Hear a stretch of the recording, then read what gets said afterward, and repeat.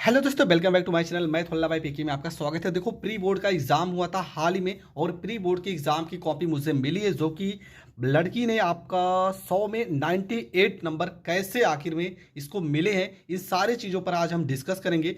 क्या आप गलतियां करते जो आपको पूरे नंबर नहीं मिलते, वो सारी की सारी चीज़ें इस वीडियो में हम डिस्कस करेंगे। देखो, जैसा कि यहाँ पे आपका कॉपी तो वहाँ पर थोड़ा सा चेंज होगा, पर लिखने का तरीका जो है वो इस तरह से होना चाहिए जिससे आपको पूरा का पूरा नंबर मिले। देखो, यहाँ पर खंड का आपका पहला ही प्रश्न होता है कि प्रश्न उत्तर नंबर 1। देखो 1 है ना, और 1 का नंबर का नंबर 1 है। इसका उत्तर देखो क्या है, बाबू गुलाब राय। अब बहुत बच्चे क्या करते हैं, सिर्फ उत्तर का लिख देते हैं। उत्तर अगर का लिख देंगे तो एग्जामिनर को जाकर पेपर दोबारा चेक करना पड़ेगा आखिर का में कौन सा ऑप्शन सही था। तो आपको क्या करना, उसका नाम जरूर लिख देना। जो भी आपका आंसर सही रहेगा आपको नाम जरूर लिख देना है। पहली गलती तो आप लोग यही करते हैं, ठीक है। तो नाम जरूर लिखना है जो भी आपका ऑप्शन रहेगा, ठीक है। इसने भी सेम इसी तरीके से किया। देखो, हर बार यहाँ पर नाम लिखा है और पूरे के पूरे, इसलिए इसको सही के सही मिले हैं और सब कुछ इसका सही है। इसके बाद देखो, यहाँ पर उत्तर नंबर 2 स्टार्ट हो गया। उत्तर नंबर का मुक्ति बोध है, ठीक है। इसमें यहाँ पे 1943 बीसल देव रासो, सारा का सारा इस तरह से। अब देखो क्या हुआ, यहाँ 2 लाइन बच गई। अब 2 लाइन यहाँ बची है, 2-3 लाइन। अब क्या करते हैं, कुछ बच्चे यहाँ पे प्रश्न उत्तर नंबर 3 स्टार्ट कर देते हैं, ठीक है। यहाँ 3 स्टार्ट करेंगे, यहाँ संकेत लिख देंगे, आगे फिर बाकी का आधा चीज यहाँ पर लिखेंगे। तो इससे गलती आपको नहीं करनी। अगर 1-2 लाइन बचती तो आपको छोड़ देना चाहिए। अब देखो, यहाँ से आ गया प्रश्न उत्तर नंबर 3, ठीक है। कुछ बच्चे क्या करते हैं, यहां पर लिख देते हैं प्रश्न उत्तर नंबर 3, ठीक है। ऐसा भी आपको नहीं करना है। आपको प्रश्न उत्तर नंबर 3 यहां पर लिखे हैं। प्रश्न उत्तर नंबर 3 में देखो क्या है, प्रश्न उत्तर नंबर 3 का इसने प्रश्न उत्तर नंबर 3 यहां पर लिखा है। अब है क्या, गद्यांश पर आधारित प्रश्नों के उत्तर देना है। आपको यहाँ पर गद्य का संकेत जरूर लिख देना है। कुछ बच्चे संकेत नहीं लिखते, संकेत आपको जरूर लिखना है। क्यों? क्योंकि वहां पर ऑप्शन वाले क्वेश्चन होते हैं। तो अगर आप संकेत लिख देंगे तो आपका जो एग्जामिनर होगा वो समझ जाएगा कि इस टॉपिक से रिलेटेड बच्चे ने लिखा है। अब देखो, पहला ही प्रश्न था संदर्भ। अब संदर्भ में क्या गलतियां करते हैं, जो हाईलाइट चीजें हैं उसे आपको हाईलाइट कर देना है। तो यहाँ पर हिंदी गद्य खंड, जो भी गद्य खंड में हजारी प्रसाद, अशोक के फूल, जो भी आपके इंपॉर्टेंट टॉपिक है, देखो उसको आपको हाईलाइट कर देना है। या तो आप स्केच से, पर आप स्केच का भी ज़्यादा यूज मत कीजिए। ब्लैक पेन से यहाँ पर लिखा गया, इन्वर्टेड कॉमा बंद किया गया, इतना बहुत, ऐसे आपको भी लिखना है। उसके बाद देखो, यहाँ पर प्रश्न उत्तर नंबर ख है, रेखांकित अंश की व्याख्या। और देखो, रेखांकित अंश की व्याख्या यहाँ पर बहुत अच्छे से यहाँ पर एक्सप्लेन किया गया। अब यहाँ पर आपका थोड़ा बहुत अगर गलत हो भी जाता है तो उससे कोई इफेक्ट नहीं होगा। आपकी राइटिंग अच्छा होना चाहिए, आपका जो भी शब्द होना चाहिए वो साफ साफ लिखा होना चाहिए, ठीक है। यहाँ पर देखो, ये आपका पूरा का पूरा चल रहा है। अब इसके बाद प्रश्न उत्तर नंबर ग है, ठीक है। इसमें भी जो प्रश्न वहां पर रहा होगा, अब प्रश्न आपको नहीं लिखना। आप प्रश्न उत्तर नंबर ग लिख चुके हैं तो उसका सीधा आप उत्तर को देना है। प्रश्न उत्तर नंबर घ में क्या है, यहाँ पर देखो, जो इंपॉर्टेंट टॉपिक था उसको इसने हाईलाइट कर दिया। तो आपको भी यही करना है, जो भी इंपॉर्टेंट टॉपिक होगा उसे आपको हाईलाइट कर देना है। इसके बाद प्रश्न उत्तर नंबर अंगा में देखो, 1 शब्द और उसके अर्थ लिखने थे। अब कुछ बच्चे क्या करते, सीधा अर्थ तो लिख देते, शब्द आप बगल दर्शा देना। अगर शब्द आप दर्शा देंगे तो डायरेक्ट एग्जामिनर देखेगा इसका शब्द अर्थ ये होता है, डायरेक्ट आपका सही करेगा। अगर कुछ बच्चे अर्थ सीधा लिख देते, अर्थ आपको नहीं लिखना। देखो, एक ही शब्द है, इसको लिखने में कितना टाइम आपका बर्बाद हुआ, कुछ भी नहीं होगा। इसलिए आपको शब्द भी लिख देने और साथ में उसके अर्थ भी लिख देने। ये छोटी छोटी गलती आप नहीं करोगे। इसके बाद देखो, प्रश्न उत्तर नंबर 4 का आ गया। अब पद पे आधारित प्रश्न है। पद में देखो, ये पूरा लिखा है, आपका संकेत है। और प्रश्न उत्तर नंबर क्या है कि जो भी उसका देखो मेन उत्तर था। अब ज्यादा बढ़ा चढ़ा कर उत्तर भी आपको नहीं देना, जो कि मेन पॉइंट है बस आपको उतना ही लिख देना है, ठीक है। यहाँ पे 1-1 नंबर के प्रश्न होते हैं, तो इसी में कुछ बच्चे आधा पेज लिख ही देते हैं। 1 नंबर का प्रश्न है तो आपको 1-2 लाइन उसके बारे में लिखना है, जो एकदम मेन पॉइंट होगा बस उसी को। इसके बाद रेखांकित अंश की व्याख्या, देखो 3-4 लाइन लिखा है, इतना बहुत है, ठीक है। इससे ज्यादा भी आपको नहीं लिखना है। प्रश्न उत्तर नंबर ग में आते हैं, तो यहाँ पर प्रश्न उत्तर नंबर ग है और यहाँ पे ग का लगभग 2-3 लाइन में इसका आंसर है। उसके बाद प्रश्न उत्तर नंबर घ है, घ में भी 2 लाइन है, मतलब 1 नंबर का प्रश्न है। और फिर से वही प्रश्न उत्तर नंबर अंगा, शब्द है और उसके अर्थ हैं, ठीक है। यहाँ पर शब्द लिखा गया, उसके सामने अर्थ। जरूर इस तरह से भी आपको करना, हमने कहा शब्द आपको लिख देना है। अब देखो, यहाँ पर 1-2 लाइन बच रही, 2-3 लाइन छोड़ दो, कोई दिक्कत नहीं। यहाँ पे आपको प्रश्न उत्तर जब नया स्टार्ट हो रहा है प्रश्न तो आपको चेंज कर देना चाहिए। हाँ, बहुत ज़्यादा अगर लाइन बची है तो आप लिख सकते हैं, लेकिन अगर 2-3 लाइन बची हैं तो आप अगले ही पेज में लिखिएगा, ठीक है। अगले पेज में देखो आ गया आपका क्या, कि जीवन परिचय। जीवन परिचय कैसे लिखना है, ये चीज बहुत ज्यादा इंपॉर्टेंट होगा। तो जीवन परिचय कैसे लिखा जाता है, चलो समझते हैं। देखो क्या लिखा है, प्रश्नोत्तर नंबर 5 है। सबसे पहला काम क्या, आपको यहाँ पे संक्षिप्त परिचय लिख देना है। देखो यहाँ पे संक्षिप्त परिचय लिखा गया ना हर चीज़ को। अब यहाँ पर भी कुछ बच्चे स्केच का प्रयोग करेंगे, यहाँ पे आपको स्केच का प्रयोग नहीं करना है, ठीक है। यहाँ पर स्केच का प्रयोग हो गया, बस बहुत है। इसके बाद यहाँ पर जितना भी इनके बारे में आप जानते हैं यहाँ पे संक्षिप्त परिचय में लिख देंगे। इसके बाद आप क्या करेंगे, यहाँ पे देखो क्या है, डॉक्टर हजारी प्रसाद द्विवेदी का साहित्यिक परिचय। अब साहित्यिक परिचय में देखो क्या करना है, जो भी इंपॉर्टेंट टॉपिक रहेगा उसे आपको हाईलाइट कर देना है। यहाँ पर आपको स्केच का प्रयोग ज़्यादा नहीं करना है, ठीक है। ब्लैक पेन से लिखा है, हाईलाइट है, आपको दिख भी रहा होगा, ठीक है। जो भी इंपॉर्टेंट टॉपिक है उसे हाईलाइट कर देना है। और यहाँ पर एग्जामिनर आपका जो भी हाईलाइट पॉइंट है ना सिर्फ उसे देखेगा, ठीक है। उसे देखकर आपको पूरे के पूरे नंबर देगा। देखो यहाँ पर भी उन्होंने पद्म भूषण पुरस्कार, उनको उपाधि मिली थी, देखो वहाँ पर भी इसको भी हाईलाइट कर दिया गया है। इसके बाद आपका क्या है, इसके बाद आपको लिखना है इसकी कृतियाँ क्या है, ठीक है। देखो यहाँ पर इसकी कृतियों के बारे में लिखा गया है कि आचार्य हजारी प्रसाद द्विवेदी के अनेक ग्रंथों की रचना की, जिनकी निम्नलिखित क्या नाम है, निम्नलिखित कृतियाँ हैं। अब देखो इसमें क्या है, मान लो आपको इतना नहीं पता, इस लड़की को पता होगा तो इसने लिखा है। मान लो इसमें से आपको 1-2 पॉइंट नहीं पता तो उससे कोई दिक्कत नहीं, ठीक है। लेकिन जितना पता आपको कृतियाँ जरूर लिख देना है। देखो यहाँ पर निबंध संग्रह क्या है, आलोचना साहित्य क्या है, इतिहास में क्या है, उपन्यास क्या है, संपादन क्या है,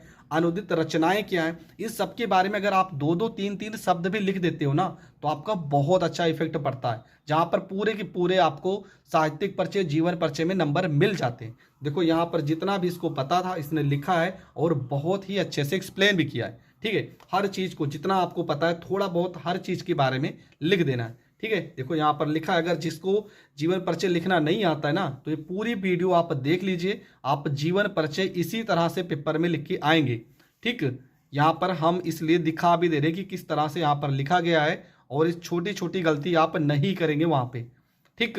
तो ये पूरा पूरा यहाँ पर लिखा है। इसके बाद क्या आता है, इसके बाद देखो यहाँ पे हर एक कवि या लेखक होगा या कवि होगा, भाषा शैली आपको दर्शा देना है, ठीक है। देखो भाषा शैली यहाँ पर कैसे लिखा गया है, ये पूरा का पूरा भाषा शैली यहाँ पर लिखा गया है, अंग्रेजी, उर्दू, फारसी। देखो जो भी इंपॉर्टेंट टॉपिक है उसे आपको दूसरी पेन से दर्शा देना है।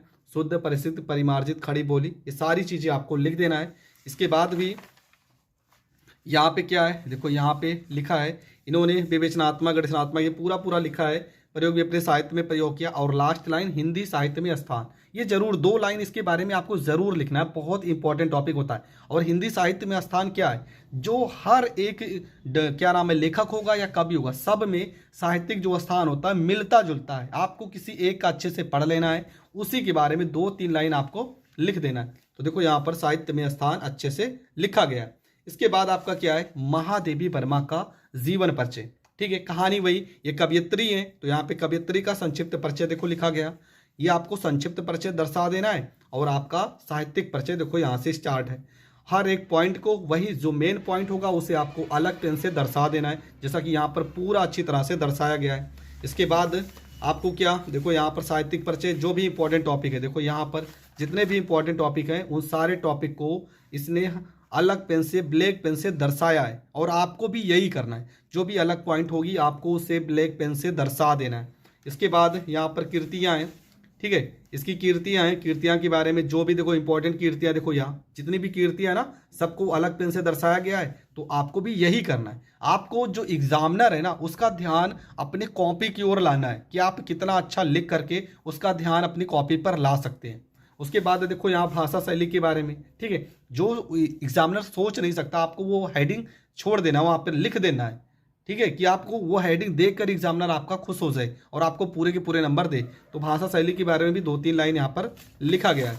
इसके बाद हिंदी साहित्य में स्थान, ठीक है, हिंदी साहित्य में स्थान में देखो ये हमने कहा हिंदी साहित्य में स्थान आपको ज़रूर लिख देना है, ठीक है। हिंदी साहित्य में स्थान अगर आप लिखोगे तो ये सबसे बेस्ट टॉपिक होता है, पूरा एग्जामिनर ये जरूर देखता है। और हिंदी साहित्य में स्थान आपको याद नहीं करना, हर एक कवि लेखक का हिंदी साहित्य में स्थान से मिलता जुलता है, तो आपको 2-3 लाइन इसके बारे में लिख देना है, ठीक है। इसके बाद आपका क्या है, यहाँ पे देखो प्रश्न उत्तर नंबर 6, पंचलाइट परेश्वर नाथ रेडो। देखो कैसे यहाँ पर कहानी को दर्शाया गया है, हर एक पॉइंट, जो भी इंपॉर्टेंट पॉइंट है, जो भी सबसे ज़्यादा पॉइंट है, जो शब्द बार बार इस कहानी में आते हैं, उन सारे शब्दों को आपको हाईलाइट कर देना। देखो जैसे यहाँ पेट्रोमैक्स, पंचलाइट, पंचलाइट, देखो जो भी इंपॉर्टेंट टॉपिक है उसे आपको हाईलाइट कर देना है। यहाँ पे कहाँ जो इस कहानी के लेखक हैं उनके बारे में नाम उनका हाईलाइट कर देना है। ठीक है, कहाँ से रिलेटेड है कहानी, हर एक चीज़ आपको यही करना है कि उसे हाईलाइट कर देना है और एग्जामिनर का ध्यान उस पर लाना है। आपका पहला काम यही है कि एग्जामिनर को आपको इतना अच्छे से लिखना है कि एग्जामिनर आपको पूरे के पूरे नंबर दे।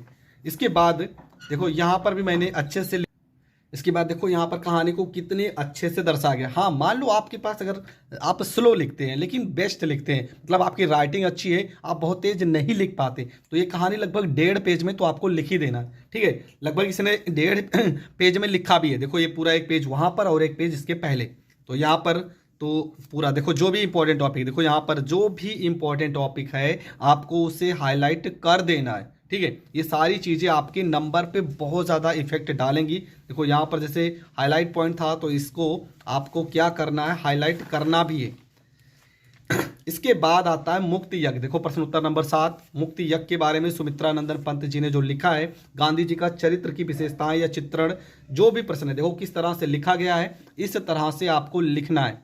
सत्य अहिंसा के पुजारी, हेडिंग डाल डाल के यहाँ पे देखो जितनी भी हेडिंग है, हेडिंग आपको ज़रूर डालना है, इसमें हेडिंग ही इंपॉर्टेंट है। हेडिंग के बाद आप थोड़ा बहुत अगर इधर उधर भी लिखते हैं तब उससे आपका इफेक्ट नहीं पड़ेगा, पर हेडिंग अगर आपका सही है तो आपको पूरे के पूरे नंबर मिल जाएंगे और इस तरह से आपको लिखना भी है।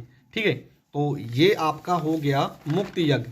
देखो यहाँ तक लिखा गया जाति प्रथा के विरोधी, यहाँ तक मुक्ति यज्ञ के बारे में लगभग 2 पेज ना, एक पेज देखा जाए तो एक यहाँ 2 पेज आपका हुआ है। इसके बाद प्रश्न उत्तर नंबर 8, देखो यहाँ से आ गया संस्कृत। संस्कृत में देखो यहाँ पर संकेत लिखा गया, संदर्भ लिखा गया, इंपॉर्टेंट टॉपिक को आपको दर्शा देना है। इसके बाद अनुवाद, ठीक है, अनुवाद हुआ गया। यहाँ पे कुछ लोग व्याख्या लिख देते हैं, यहाँ पर व्याख्या नहीं लिखना है, यहाँ हिंदी अनुवाद होता है। कुछ लोग यहाँ पर भी व्याख्या लिख देते हैं, तो यहाँ पर आपका हिंदी अनुवाद हुआ है और हिंदी अनुवाद के बाद ये प्रश्न यहीं पे खत्म होता है, बस इतना ही यहाँ पर ही लिखना रहता है। इसके बाद आता है इसका दूसरा पॉइंट, प्रश्नोत्तर नंबर खा। ठीक है, 8 का खा पॉइंट, इसमें आपका पद रहता है, उसमें आपका गद्य रहता है। ठीक है, देखो यहाँ पर लिखा भी है प्रस्तुत श्लोक, कुछ लोग यहाँ पर भी प्रस्तुत गद्य लिख देते हैं। अरे ये श्लोक है तो श्लोक लिखना है या तो पद लिखना है, और आपको जो भी लेसन का नाम और आपके बुक का नाम यहाँ पर दर्शाया गया, इसका भी अनुवाद हुआ है। ठीक है, इतना ही आपको लिख देना है। इसके बाद थोड़ा ग्रामर पोर्शन आते हैं। ठीक है, ग्रामर पोर्शन में देखो इस तरह से लिखना है। कुछ लोग यहाँ पर भी गलती करते हैं लिखने में, इस तरह से आप लिखना है मुहावरा, अर्थ, वाक्य प्रयोग।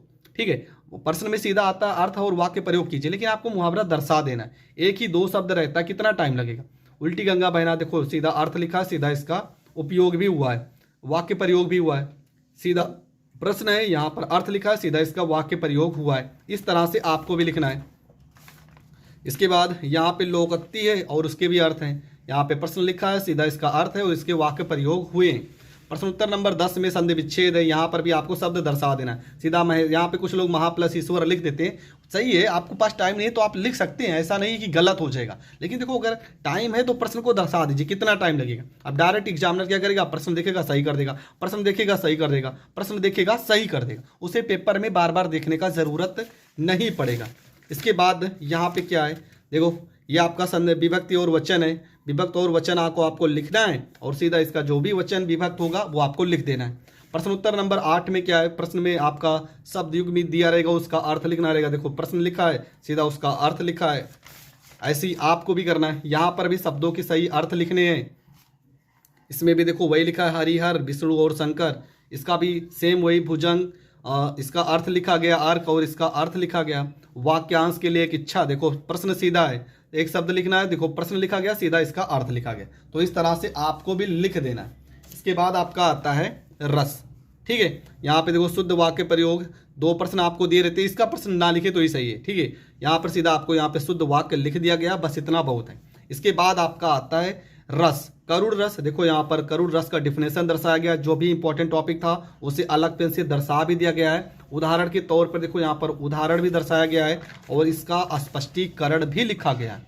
ये बहुत ज़्यादा इंपॉर्टेंट होता है, अगर स्पष्टीकरण कर देते हैं तो एग्जामिनर आपको पूरे के पूरे नंबर जरूर दे देगा। इसके बाद यहाँ पर श्लेष अलंकार है, श्लेष अलंकार यहाँ पर उदाहरण है। ठीक है, इसका भी यहाँ पर स्पष्टीकरण लिख दिया गया है और इसे आपको भी लिखना है। यहाँ पे रोला छंद पूरा लिखा गया है, इसका उदाहरण भी है और इसका भी स्पष्टीकरण यहाँ पर कर दिया गया है। इसके बाद यहाँ पर देखो आवेदन पत्र लिखा गया है। नगर में प्रदूषण को कम करने के लिए पूरा का पूरा इस तरह से आपको लिखना है, तब आपको पूरे के पूरे नंबर मिलेंगे जैसा यहाँ पे दर्शाया गया है। इसके बाद आपका क्या आता है, इसके बाद आपका आता है प्रदूषण, मतलब कि यस से जो भी टॉपिक होगा आपको इस तरह से लिखना है। देखो रूपरेखा मतलब सारी हेडिंग लिखना है, और हेडिंग के बाद देखो कैसे कितना पेज इस बच्चे ने लिखा है। यहाँ से प्रस्तावना स्टार्ट है, ठीक है। ये अभी देखो यहाँ पे ये पूरा हेडिंग लिखा है, प्रदूषण के कार पार, यहाँ पे प्रदूषण के प्रकार ये, और उसके बाद इन सारे प्रकारों के बारे में भी डिस्कस किया गया पूरा, और यहाँ पर भी प्रदूषण के कारण। इसके बाद आपका हेडिंग है प्रदूषण के दुष्परिमाण, और यहाँ पे प्रदूषण निवारण के उपाय, और लास्ट हेडिंग उपसंहार।